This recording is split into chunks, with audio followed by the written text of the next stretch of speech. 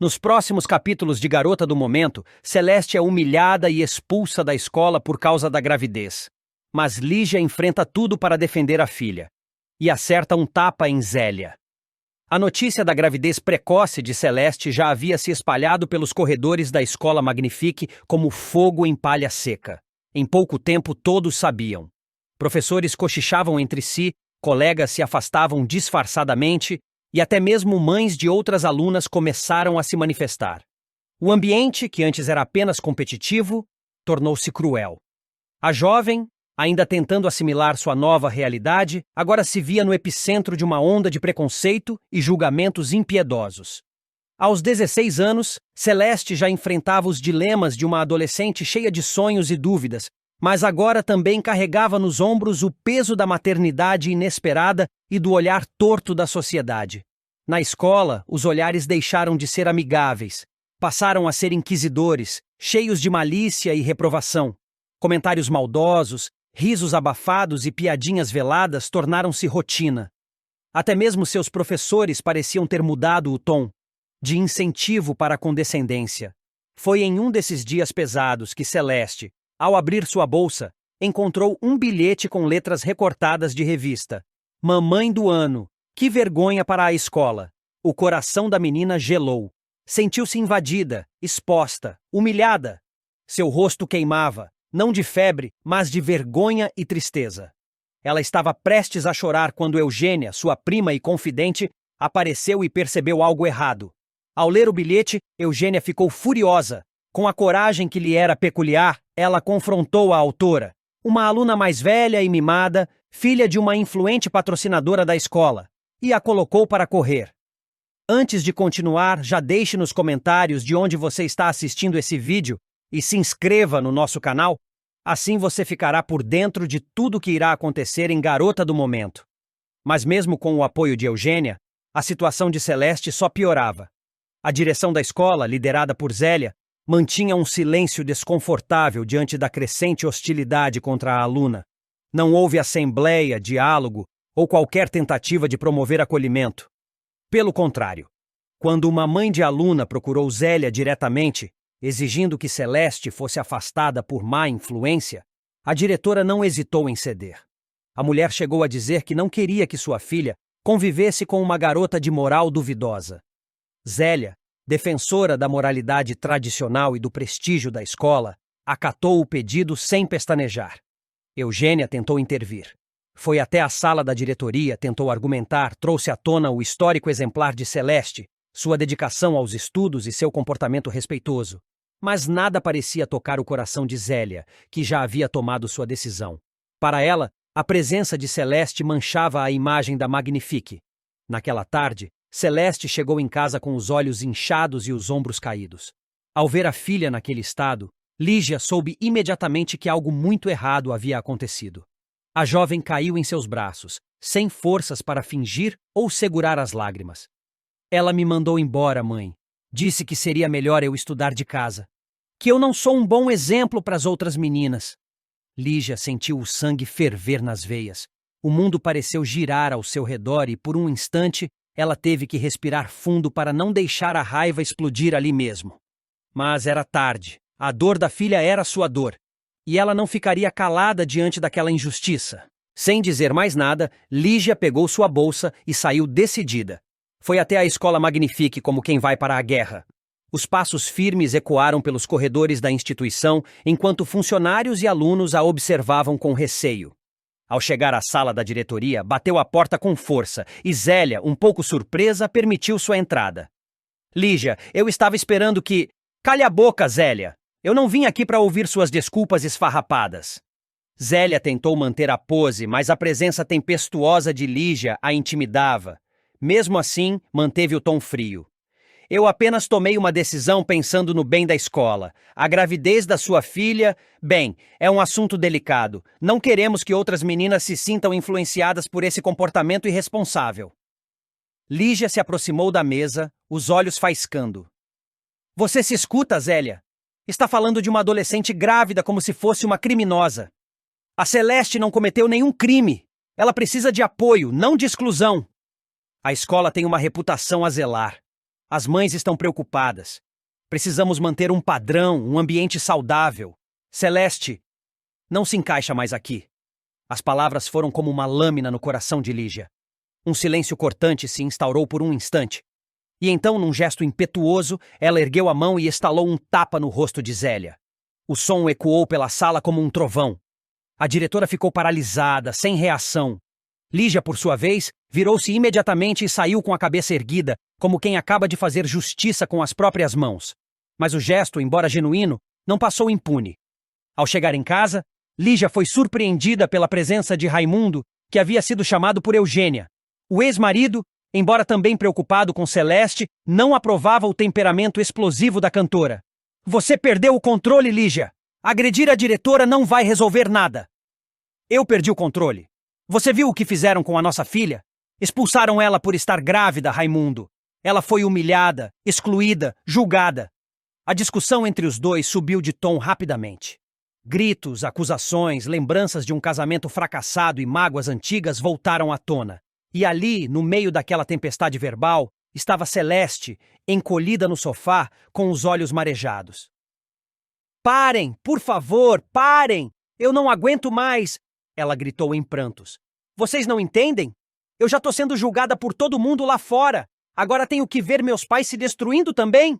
O silêncio que se seguiu foi sepulcral. Raimundo e Lígia pararam imediatamente, constrangidos, tomados por um sentimento de culpa. Celeste saiu da sala e se trancou no quarto, onde chorou até dormir. Mais tarde, sozinha na cozinha, Lígia olhou pela janela e suspirou. Sabia que não podia mudar o passado da filha, mas podia lutar para garantir o futuro dela. O tapa em Zélia havia sido um impulso, mas também um grito. Um grito por respeito, por empatia, por justiça. Começava a repercutir o episódio. Afinal, Lígia era uma cantora famosa e Zélia uma das mais respeitadas diretoras da elite. A escola começava a sentir a pressão. Algumas mães se dividiram. Parte delas apoiava a expulsão, mas outra parte começava a ver que a atitude da diretora fora extrema. Eugênia, por sua vez, mobilizou um grupo de alunos para escrever uma carta aberta em apoio a Celeste. O episódio não apenas expôs o preconceito velado da escola, como também reacendeu uma velha discussão. Até que ponto adolescentes grávidas devem ser acolhidas ou afastadas das instituições de ensino? Celeste, mesmo em meio à dor, havia se tornado símbolo de uma luta maior. E Lígia, com toda a sua força, estava disposta a enfrentá-la de frente. A história estava longe de terminar, mas uma coisa era certa. A partir daquele dia, ninguém mais silenciaria Celeste. Ela tinha voz, tinha história e, acima de tudo, tinha uma mãe pronta para enfrentar o mundo por ela. Na manhã seguinte, Celeste acordou com o rosto ainda inchado pelo choro. Ao espreguiçar-se, sentiu um leve enjoo, algo com que já começava a se acostumar, mas que naquela manhã veio acompanhado de uma sensação estranha de inquietude. Ao sair do quarto, encontrou Lígia sentada à mesa da cozinha, encarando um café frio. O olhar distante da mãe dizia muito. Havia guerra no ar. Mãe, desculpa por ontem, disse Celeste com a voz rouca. Lígia se levantou de imediato, caminhou até a filha e a envolveu num abraço apertado. Você não tem que pedir desculpa por nada, meu amor. Você é a vítima de tudo isso. A única coisa errada aqui foi o mundo ter esquecido o que é compaixão.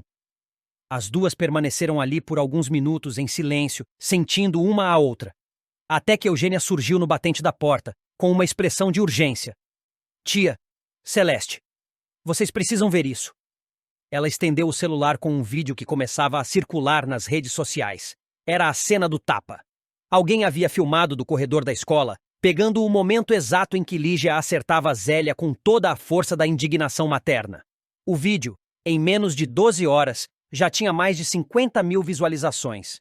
Comentários divididos pipocavam por todos os lados. Alguns diziam que Lígia era uma descontrolada, outros que ela era uma mãe corajosa e que Zélia merecia muito mais. Isso vai ter repercussão, disse Eugênia cautelosa. Vai, e que tenha, respondeu Lígia. Se for para abrir os olhos desse povo, que abra com barulho. A notícia logo se espalhou pelos jornais locais e programas matinais de TV. Convidada por um talk show famoso para comentar o caso, Lígia aceitou sem pensar duas vezes. No programa ao vivo, com os olhos marejados, ela falou da filha, da exclusão, do preconceito e da covardia institucional. Contou com detalhes o que Celeste havia sofrido e concluiu: minha filha pode ter errado? Pode. Mas que adolescente não erra? O que ela precisa agora é de acolhimento, não de julgamento. Não é a gravidez que define o caráter de uma menina, é a forma como ela enfrenta a vida depois disso. E eu estarei ao lado dela, como mãe e como mulher. A plateia aplaudiu de pé. Nas redes sociais, o vídeo viralizou. O nome de Celeste tornou-se tendência. E com isso, uma nova onda começou a se formar. Escolas, educadores e até celebridades se manifestaram contra o preconceito institucional. Alguns colégios se ofereceram para acolher Celeste de forma respeitosa e inclusiva. Mas nem todos estavam felizes com essa exposição. Zélia, encurralada, convocou uma coletiva de imprensa para esclarecer os fatos. Apresentou a versão de que a decisão foi apenas uma sugestão pedagógica temporária e que a expulsão de Celeste não havia sido formalizada, mas a tentativa de se limpar soou falsa, e as perguntas dos jornalistas foram implacáveis. Um dos repórteres chegou a perguntar: se não houve expulsão, por que a mãe precisaria recorrer à violência? Ou por que a aluna saiu da escola chorando, dizendo que havia sido mandada embora? Zélia gaguejou. Era o começo do seu declínio. Enquanto isso, Celeste ainda enfrentava uma batalha interna. Mesmo com todo o apoio que agora começava a receber, a sensação de vergonha e inadequação persistia. Uma tarde, sentada na varanda, ela foi surpreendida por um carro estacionando em frente à casa. Dele desceu um jovem de mochila nas costas e um olhar hesitante. Era Breno, o pai do bebê. Oi, ele disse, coçando a nuca. Eu vi tudo na TV. Vi você. E queria falar. Lígia o avistou da cozinha e foi até a porta. Não estava preparada para encarar o rapaz. Mas Celeste, com um gesto calmo, segurou a mão da mãe. Deixa, mãe. Eu preciso ouvir. As duas caminharam até o portão. Celeste parou diante de Breno, olhos nos olhos. Você desapareceu, ela disse, sem rodeios. Eu tive medo. Não sabia como lidar com tudo. Minha mãe surtou quando soube. Meu pai ameaçou me mandar embora de casa. Mas, vendo tudo que você está enfrentando sozinha, eu percebi que não dá mais para me esconder. E o que você quer agora, Breno? Eu quero fazer parte. Se você deixar, se ainda for possível, eu estou disposto a assumir, a trabalhar, a aprender a ser pai. Celeste não respondeu de imediato. As lágrimas silenciosas escorriam por seu rosto. Era tudo muito cedo, muito instável, mas ali havia uma fagulha de esperança. E para alguém que carregava tanto peso, uma fagulha era suficiente para reacender forças. Beto e Basílio não conseguiam conter a empolgação. Após meses de buscas e pistas soltas, finalmente haviam feito uma descoberta que poderia virar o jogo. E sabiam que precisavam agir com cautela, mas não deixaram de comemorar discretamente, confiantes de que estavam um passo à frente dos Alencar. Enquanto isso, Glorinha tomava uma decisão importante. Decidiu se mudar para seu próprio salão. Cansada de depender dos outros e determinada a trilhar seu caminho com independência, ela reuniu seus pertences e, com brilho nos olhos, deu início a uma nova fase de sua vida profissional. O pequeno espaço ganhou vida com sua presença. Era mais do que um salão, era um sonho começando a se realizar. Tavinho, sempre atento às tendências e buscando revitalizar sua marca, surpreendeu Lígia com um convite inesperado.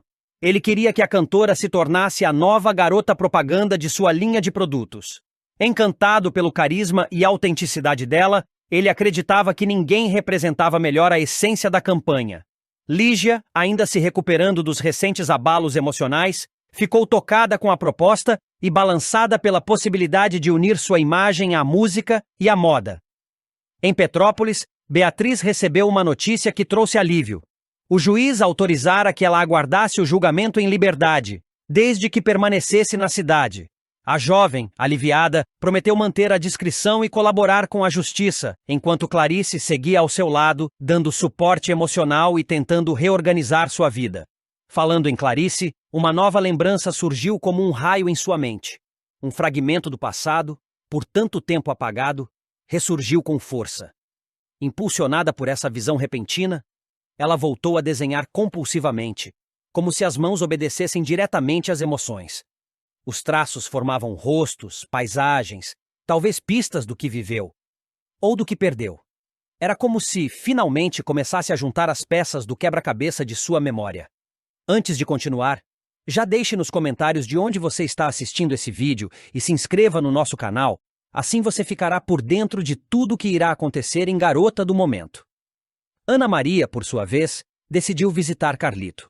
O reencontro foi carregado de emoção contida, memórias antigas e perguntas não respondidas. Havia mágoas, mas também a esperança de reconexão.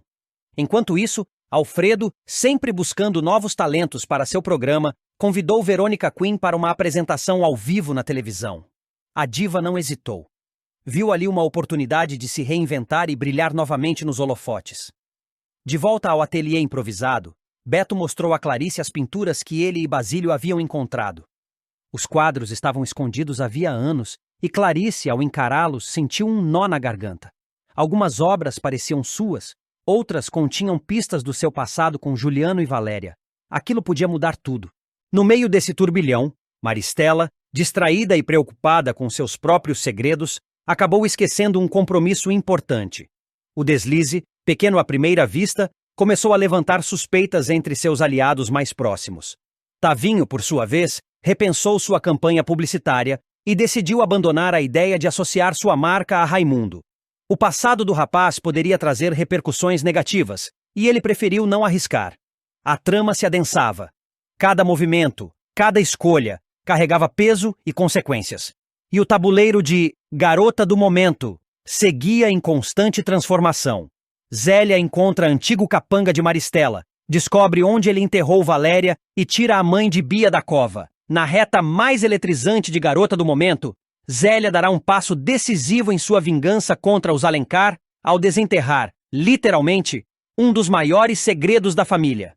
Determinada a acertar as contas com Maristela e Juliano, a vilã descobrirá que Geraldo, antigo capanga da socialite, está vivo e guarda informações cruciais sobre o paradeiro de Valéria, a verdadeira mãe de Beatriz. O que Zélia não imagina é que, ao trazer à tona esse crime enterrado no passado, ela colocará em xeque toda a reputação dos Alencar e mudará para sempre o destino de Clarice e sua filha. A reviravolta começa quando Clarice finalmente descobre a verdadeira identidade de Zélia. Trata-se de Branca, sua antiga aliada que desapareceu anos atrás. Após a revelação bombástica, Zélia não tenta negar e, ao contrário, revela seus planos de vingança, propondo uma aliança com Clarice para destruir os Alencar de dentro para fora. Movida pelo desejo de justiça, Clarice aceita a proposta, mas impõe uma condição. Antes de qualquer denúncia formal à polícia, é preciso encontrar provas concretas do envolvimento de Maristela e Juliano em crimes mais graves, especialmente no desaparecimento de Valéria. A busca por respostas leva Zélia a uma descoberta surpreendente. Ela solicita a exumação do suposto corpo de Geraldo, que teria morrido misteriosamente anos atrás. Quando o caixão é aberto, o choque. Em vez de um corpo, há apenas pedras. A revelação confirma a suspeita de que o capanga forjou a própria morte.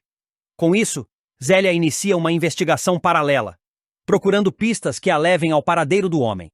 Com a ajuda de contatos do submundo, Zélia consegue localizar uma antiga funcionária do cemitério, onde Geraldo teria sido enterrado. A mulher confessa que foi paga para colaborar com a farsa, e dá pistas sobre onde o ex-capanga está escondido. Disfarçada, Zélia parte em busca dele e o encontra vivendo em um sítio afastado, sob uma identidade falsa. No primeiro encontro, Geraldo tenta negar qualquer envolvimento no desaparecimento de Valéria. Alega não saber de nada e deixa claro que ainda teme Maristela. Mas, após algumas ameaças veladas e perceber que está sem saída, o capanga cede e revela que sabe sim onde Valéria foi enterrada. No entanto, exige uma quantia em dinheiro para entregar as informações: 500 mil cruzeiros. Sem recursos imediatos, Zélia procura Clarice e conta o que descobriu. Desesperada por justiça e determinada a reencontrar a filha, Clarice decide vender suas joias de valor sentimental para conseguir o dinheiro exigido por Geraldo. Com a quantia em mãos, Zélia, Basílio e Beatriz vão juntos a um bar de beira de estrada, onde Geraldo marca o encontro. Em clima tenso, a troca é feita. Dinheiro pelas coordenadas do local onde Valéria teria sido enterrada anos atrás. Com as informações em mãos, Zélia convoca Basílio para acompanhá-la até o terreno indicado. Eles chegam a uma área isolada e, com a ajuda de ferramentas improvisadas, começam a escavar. Beatriz, abalada com a possibilidade de encontrar o corpo da mãe, pede que não profanem o lugar e sugere fazerem uma denúncia anônima à polícia, que teria os meios legais para conduzir a investigação. Zélia, porém, está obcecada pela ideia de ser ela a responsável por desmascarar Maristela diante de todos. É nesse momento que Clarice chega ao local e se depara com um impasse. Comovida com o sofrimento da filha e diante da gravidade da situação, ela toma a palavra e assume a responsabilidade. A decisão final será dela. O capítulo termina com Clarice se aproximando da cova aberta, o olhar firme e decidido, pronta para enfrentar os fantasmas do passado e trazer à tona de uma vez por todas a verdade enterrada pelos Alencar.